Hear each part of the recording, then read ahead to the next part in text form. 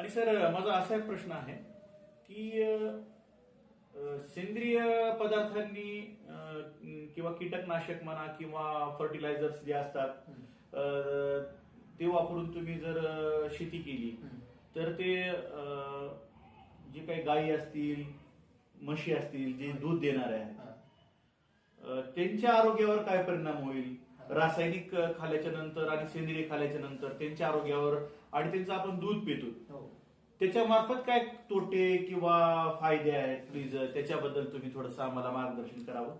फार आणि एकदम मूळचा प्रश्न विचारला सर तुम्ही. बरं तुम्ही पेशंट डॉक्टर आहात.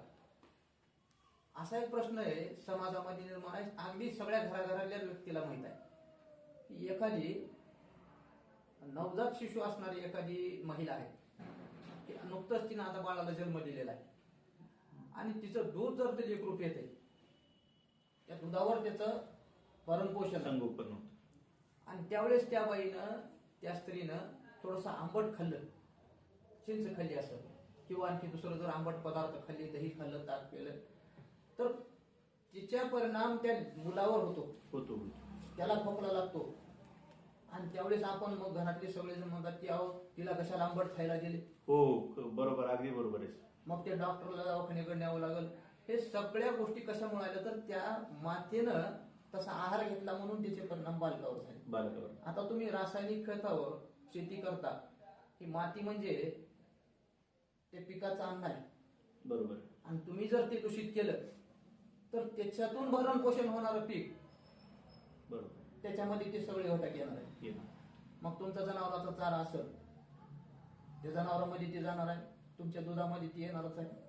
तुम्ही जे काही पीक घेता खाण्यासाठी खाद्यपदार्थ आपण तुरीचं असेल, ज्वारीचं असेल किंवा आणखी जे काही आपण घेतो ह्या सगळ्यामध्ये रसायनाचे अंश आपोआपच येणार आहेत.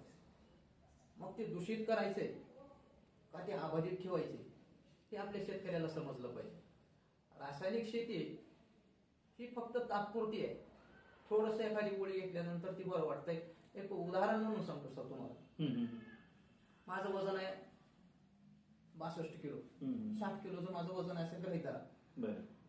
60 किलोच्या माझ्या वजनाच्या शरीराला 10 मिलीग्रामची एक पॅरासिटामॉल गोळी थोड्याशा साधारण ताप वगैरेसाठी काम करते आणि तात्पुरतं बरं आहे, चालते. 600 टन माती एका एकरामध्ये आहे असं गृहीत धरलं तर त्याच्यासाठी हा आपण जे रासायनिक खताची डीएपीची बॅग देतो 50 किलोची तर ती एक पॅरासिटामॉल गोळी एवढी आहे. जर तुम्ही पोटेच्या पोटे खताचे मध्ये जर टाकत असताल तर एकदाच 5-5, 10-10 पॅरासिटामॉल गोळ्या जसं घेतल्यानंतर माणसाला रिएक्शन होते आणि तो मग जिवंत राहू शकतो. अगदी बरोबर. तसं तुम्ही तेवढ्या मोठ्या प्रमाणात जर खत वापरत केलं तर निश्चितच ते जमिनीचं आरोग्य बिघडणार आहे आणि तुम्हाला उत्पन्नाचं सूत्र समजणार. आणि त्याच्यामधून जे काही ते अन्न पदार्थ निर्मित होणार आहे ते शेवटी आपण माणसानं खाल्ल्यामुळं बिलकुल म्हणजे सध्याच्याला ह्या फर्टिलायझर्स मला वाटते सर कॅन्सर सारखे सुद्धा आजार, डायबिटीज सारखे आजार, हृदयविकारासारखे जे आजार आहेत, असंसर्गजन्य आजार, मला वाटते त्याच्यामध्ये सुद्धा हे हातभार लावत असेल. दूषित अन्न ज्याला म्हणू आपण. बापूजींनी आपल्याला शुद्ध पाणी, शुद्ध अन्न ग्रहण करायसाठी सांगितलेलं आहे. त्यांच्या 18 विधायक जे कार्य आहे त्यांनी लिहिलेलं स्वतःचं पुस्तक जे आहे महात्मा गांधीजींनी, तर त्याच्यामध्ये तर त्यांचा जो संदेश आहे त्यासाठी तुमचं मार्गदर्शन हे खूप आम्हाला मोलाचं वाटते सर. त्याच्यानंतर आपण पुढच्या प्रश्नाकडे वळू. सेंद्रिय शेती ही जर पिढ्यानपिढ्या शेती करायची असेल फायद्याची आहे त्या तुलनेत रासायनिक शेती ही खर्चिक आणि जमिनीचे आरोग्य बिघडणारी आहे. याबद्दल तर आपण आता मार्गदर्शन केलेलंच आहे. तर सेंद्रिय शेतीकडे शेतकरी कमी प्रमाणामध्ये का वळतो एवढा फायदा सुद्धा असताना?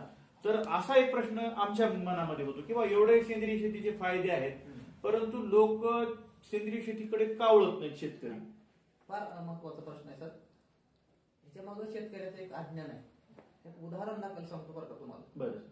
आता सध्या तुरीचं पीक आहे, आता इथून पुढे येणार हरभऱ्याचं पीक आहे, मागं सोयाबीनचं पीक झालेलं आहे किंवा ज्या ज्या वनस्पती निसर्गतः आपल्याकडे आहेत त्या वनस्पतीमध्ये फ्लावरिंग किंवा फुलांचा बहार येण्याची एक सिस्टम आहे, पद्धत आहे आणि त्याच्या वयानुसार ते येते. आता काय होते पहा,